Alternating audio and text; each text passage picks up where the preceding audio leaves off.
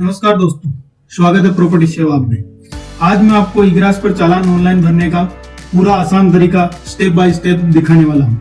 Registration हो गया आपका इग्रास पे, लेकिन चालान भरने का तरीका अभी भी कंफ्यूजन में है, तो यही कंफ्यूजन आज हमेशा के लिए आपका खत्म करते हैं। तो सबसे पहले हम गूगल पे आएंगे। गूगल पे सर्च करिए इग्रास, जो पहले आपको बताया हुआ पहले से। इग्रास पे जाइए, इग्रास की आईडी खोलिए। तो यहाँ आप देख सकते हैं इग्रास का डैशबोर्ड खुल गया है। इग्रास की डैशबोर्ड आईडी पे अपनी आईडी डालिए, आपका पासवर्ड डालिए, आपको याद होना चाहिए, और कैप्चा डाल दीजिए। आईडी पासवर्ड डालने के बाद आप देख सकते हैं यहाँ पे लॉगिन हो गया है। लॉगिन होने के बाद सबसे ज्यादा लोग यहीं पे अटक जाते हैं। उन लोगों को लगता है कि कैसे अब चालान कटेगा, कैसे क्या करेंगे, वो सब देखते हैं। इसलिए आगे के स्टेप्स के साथ आप देख सकते हो पंजीयन और मुद्रांक विभाग में चालान कैसे काटे जाते हैं। तो यहाँ सबसे पहले देखिए, आप प्रोफाइल पे आइए, क्रिएट प्रोफाइल पे क्लिक करेंगे। आप क्रिएट प्रोफाइल पे क्लिक करने के बाद आपको पता चलेगा कि यहाँ पे कौन कौन से डिपार्टमेंट में आप चालान काट सकते हैं। देखिए, एडमिनिस्ट्रेटिव में है, एग्रीकल्चर में है, एग्रीकल्चर मार्केटिंग, जितना भी है आप देख सकते हैं। सबका अलग अलग नंबर है, हेड नंबर अलग अलग है। जैसे 80 नंबर डालेंगे, 88 डालेंगे तो रेवेन्यू बोर्ड आता है। इसके साथ 86 में रजिस्ट्रेशन स्टाम्प डिपार्टमेंट आता है। ये सब राजस्थान के डिपार्टमेंट है, जिसे आप जिस डिपार्टमेंट में आप चालान काटना चाहते हो। Mostly 88 revenue, 86 registration stamp department में आता है। तो सबसे पहले हम यहाँ पे क्लिक करेंगे अपना हेड। तो डिपार्टमेंट का हेड यहाँ क्लिक कर दिया, रजिस्ट्रेशन एंड स्टाम्प डिपार्टमेंट। तो हमने यहाँ पे डिपार्टमेंट सिलेक्ट कर लिया। यहाँ गलत सिलेक्शन करने से पैसा वेस्ट हो सकता है, इसलिए ध्यान रखें और ध्यान से सुने। इसके अंदर जो मेजर हेड है 3 है। कृषि भूमि से भिन्न अचल संपत्ति, अलोहा खनन धातु कर्म, ये जो इंडिविजुअल किसी को चाहिए उसके लिए है। तो हम यहाँ आए स्टाम्प एंड पंजीकरण शुल्क के लिए। तो यहाँ पे 0030 मेजर हेड सिलेक्ट कर लेंगे।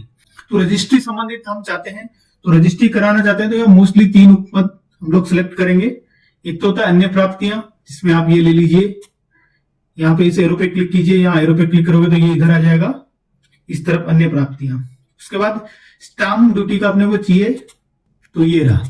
देखिए, ध्यान रखिए, यहां गलती होगी तो पैसा गलत जमा हो जाएगा, इसलिए ध्यान से देखिए। आप यहाँ पे ये जो हेड है दस्तावेजों के मुद्रांक या कमी मुद्रांक हेतु प्राप्त है, इसको क्लिक कर दीजिए। 2 मत हो गए। तीसरा आपका आता है पंजीकरण शुल्क के लिए, पंजीयन शुल्क के लिए जो पैसा जमा होता है उसके लिए। ये जो आप देख सकते हैं बजट डेट 30104, ये पंजीकरण शुल्क से प्राप्ति है, इसको सिलेक्ट कर दीजिए। तो यहाँ देख सकते हैं आप अन्य प्राप्तियां आ गया है, दस्तावेजों के मुद्रांक में कमी आ गई है, स्टाम्प ड्यूटी जिसको बोला जाता है। उसके बाद आगे आपको रजिस्ट्रेशन फीस यानी पंजीकरण शुल्क से कितना पैसा प्राप्त हुआ है। ठीक है, तो यहाँ प्रोफाइल में आप नाम लिख दीजिए, इसका लिख देते हैं रजिस्ट्रेशन करके। ठीक है, यहाँ आप नाम नहीं लिखोगे तो ये सेव नहीं होगा, ध्यान रखिएगा, नाम लिखना बहुत जरूरी है। तो रजिस्ट्रेशन पे क्लिक कर दीजिए। अब आपकी प्रोफाइल सबमिट कर दीजिए। देख सकते हैं आप रिकॉर्ड सेव सक्सेसफुली लिखा गया आपकी प्रोफाइल। तो दोस्तों, जो ही आपका प्रोफाइल बन जाता है तो उसके बाद आप सीधा लॉगिन कर सकते हैं। यहाँ देख लीजिए आप। तो इसके पहले हम होम पे आ जाते हैं, होम पे क्लिक करते हैं। होम पे क्लिक करने के बाद आप देख सकते हैं कि हमारी प्रोफाइल पे सिलेक्ट करेंगे तो 2 प्रोफाइल पहले से बनी हुई है। एक प्रोफाइल हमने पहले बना रखी, एक अभी आपके सामने रजिस्ट्रेशन की बनाई है। तो रजिस्ट्रेशन पे क्लिक कीजिए। रजिस्ट्रेशन पे क्लिक करने के बाद आप कंटिन्यू पे क्लिक कीजिए। इसमें आप सबसे पहले आइए।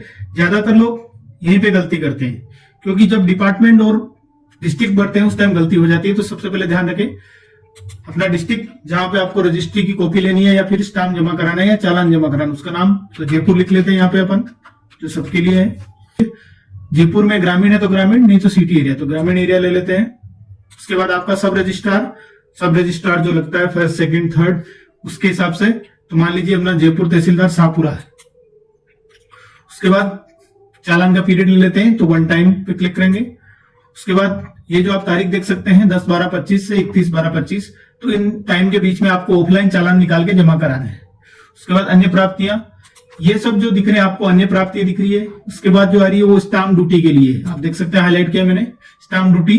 और उसके बाद रजिस्ट्रेशन फीस, आप पट्टे की रजिस्ट्री करा रहे हैं, हत्या करा रहे हैं, या किसी को दान दे रहे हैं, या किसी को गिफ्ट जिसको दान बोलते हैं, या फिर किसी को विक्रय कर रहे हैं, सेल डीड कर रहे हैं, तो उस हिसाब से अलग अलग पैसा, अलग अलग रुपए आपके बनेंगे, अलग अलग रुपए आपको जमा कराने होंगे। तो उस हिसाब से जो रुपए आपको बनाएंगे उस हिसाब से आपको तो वो रुपए कैसे चेक कर सकते हैं, उसके लिए हम ई पंजीयन की एक नई सीरीज बनाएंगे, उसमें आपको बताएंगे कि पैसे कैसे काउंट करते हैं, कैसे रुपए, इसके इतने रुपए बनेंगे, ये कराने में स्टाम्प ड्यूटी में इतने रुपए जमा कराने पड़ेंगे, अन्य प्राप्तियों में इतने कराने पड़ेंगे और पंजीयन शुल्क में इतने रुपए जमा कराने। तो यहाँ एग्जाम्पल के लिए मान लीजिए कि अन्य प्राप्तियों में 100 रुपए अपने को चाहिए, स्टाम्प ड्यूटी में 500 रुपए का 500 का स्टाम्प ले लेते हैं या फिर स्टाम्प ड्यूटी जमा करा सकते हैं। रजिस्ट्रेशन फीस 100 रुपए आपकी निकली तो 100 रुपए इंग्लिश में लिख दिया, टोटल हो गए 700 रुपए। उसके बाद नीचे आइए, उसके बाद आप प्रॉपर्टी सेवा, यहां जो लिखा हुआ है वैसे आपका नाम हो जाएगा कि एक्स सन ऑफ वाई, इसे नाम लिख सकते हैं, तो आप नाम लिख सकते हैं, आपका एड्रेस आ जाएगा। उसके बाद आप मोबाइल नंबर लिखिए, आपके मोबाइल नंबर जो भी आपके 1 2 3 4 5 6 7 8 9 0, ये आपके मोबाइल नंबर हो गए। जो आपके करेक्ट मोबाइल नंबर है वो लिख दीजिए। उसके बाद आपका एड्रेस लिख दीजिए, टाउन और सिटी में हमने राजस्थान लिखा है, आप जयपुर लिख सकते हैं, शाहपुरा है तो शाहपुरा लिख सकते हैं। नीचे एड्रेस का ऑप्शन आता है, एड्रेस में आप पूरा एड्रेस लिख दीजिए, गली नंबर, घर, मकान नंबर आप लिखना चाहे तो पूरा लिख सकते हैं।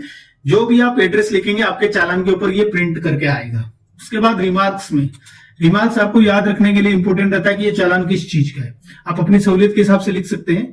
तो इसमें हम लिख देते हैं जैसे सेल डीड कराई आपने, सेल डीड यानी विक्रय पत्र, तो ये विक्रय पत्र किया, और इंफॉर्मेशन देना चाहते हैं तो भी लिख सकते हैं आप कि sale deed x son of y ने ए सन ऑफ बी को करवाई, वो भी लिखोगे तो आप इस चालान में आपको हमेशा पता रहेगा किस चीज का है। उसके बाद आप पेमेंट में देखिए, सबसे ज्यादा लोग ये पे गलती करते हैं। इसमें क्या करते हैं, नेट बैंकिंग है, इसमें डेबिट कार्ड, कुछ यूपीआई एसबीआई से आप पेमेंट कर सकते हैं, तो सब लोग इसमें गलती करते हैं, लेकिन घबराइए नहीं, आपका पेमेंट ऑटोमेटिकली रिफंड हो जाएगा, इसलिए आप पैनिक होने की आपको बिल्कुल जरूरत नहीं। यहाँ आसान भाषा में देखिए, आप मैनुअल पे क्लिक करेंगे तो आप बैंक में जाके इसका प्रिंट निकाल के जमा करा सकते हैं। उसके लिए आपको कैश, चेक में कराएंगे तो चेक की डिटेल आएगी, कैश कराएंगे तो सिलेक्ट बैंक करनी पड़ेगी आपको। इसमें आप एसबीआई एनीवेयर कर सकते हैं या और भी बैंक के जो ऑप्शन आ रहे हैं। उसके बाद जो छोटा अमाउंट होता है उसके लिए नेट, बड़ा अमाउंट होता है, छोटा अमाउंट होता है उसके लिए यूपीआई दिख रहा है आपको, या फिर नेट बैंकिंग। तो सबसे इजी जो रहता है वो यूपीआई देख लेते हैं, हम यूपीआई पे क्लिक करेंगे। यूपीआई पे क्लिक करने के बाद एक बार वापस चेक कर लीजिए आप कि आपने मद सही भरे हैं, उनमें अमाउंट सही भरा कि नहीं भरा, आराम से देखिए। फिर भी हो जाता है तो आपका चालान रिफंड हो जाएगा, आप घबराए नहीं। ऊपर आपका डिस्ट्रिक्ट और जो ऑफिस जिसमें आप पैसे जमा करा रहे हैं वो सही होना चाहिए। उसके बाद आप नीचे आ जाइए, सारी डिटेल चेक कर लीजिए, सब कुछ चेक करने के बाद सबमिट पे क्लिक कर दीजिए। जो सबमिट में क्लिक करोगे आपके जीआरएन नंबर जनरेट हो जाएंगे। आप देखिए यहाँ पे ये जीआरएन नंबर है 11483627। इस जीआरएन नंबर का ये पेमेंट आपका टोटल 850। अब आप इसमें पूछेंगे कि 850 क्यों आया, हम लोगों ने 700 रुपए का पेमेंट किया। तो जो स्टाम्प ड्यूटी होती है उस पर 30% एक्स्ट्रा सरकार चार्ज लेती है, तो वो स्टाम्प ड्यूटी का 30%, 500 का आप 30% निकालेंगे तो 650 यानी 650 रुपए हो जाते हैं। तो 650 रुपए वो, और 100 200 रुपए वो, टोटल हो गए 850 रुपए। उसके बाद ये होने के बाद आप क्यूआर कोड का ऑप्शन यहां देख सकते हैं, क्यूआर कोड पे आप क्लिक कीजिए। जो क्यूआर कोड पे आप क्लिक करोगे आपको यहाँ बार कोड दिखाई देगा, उसके नीचे आपको पेमेंट का टाइम दिखाई देगा। इस बार कोड को स्कैन कीजिए, स्कैन करने के बाद आप इसको पेमेंट पे क्लिक कर दीजिए। जो ही आपका पेमेंट होगा, डन होते ही आप देख पाओगे कि आपका पेमेंट कंप्लीट हो गया है और आपका चालान यहाँ पे बन जाएगा। पेमेंट कंप्लीट होते ही आपको जीआरएन नंबर जनरेट हो जाता है, ये चालान का सबसे जरूरी नंबर होता है। अब आप डाउनलोड रिसिप्ट पे क्लिक करेंगे और पीडीएफ को सेव कर लेंगे, आप चाहे तो वहां प्रिंट निकाल सकते हैं। अब इस रिसिप्ट को आप चाहे तो ऑनलाइन नंबर डाल के हमारे पुराने वीडियो में देख सकते हो, वहां पे एडिट कर दीजिए, या किसी डिपार्टमेंट में देना है तो आप वहां पे दे सकते हैं। तो भाइयों, अगर आपको चालान भरने में स्टेप में कोई कंफ्यूजन आया हो या कोई दिक्कत आई हो तो आप नीचे कमेंट कर दें, मैं आपके सवाल का रिप्लाई कर दूंगा, जरूरत पड़ी तो एक डिटेल वीडियो भी बना दूंगा।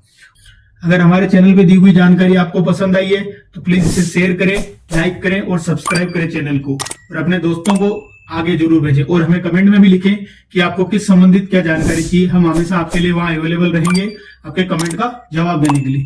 धन्यवाद दोस्तों।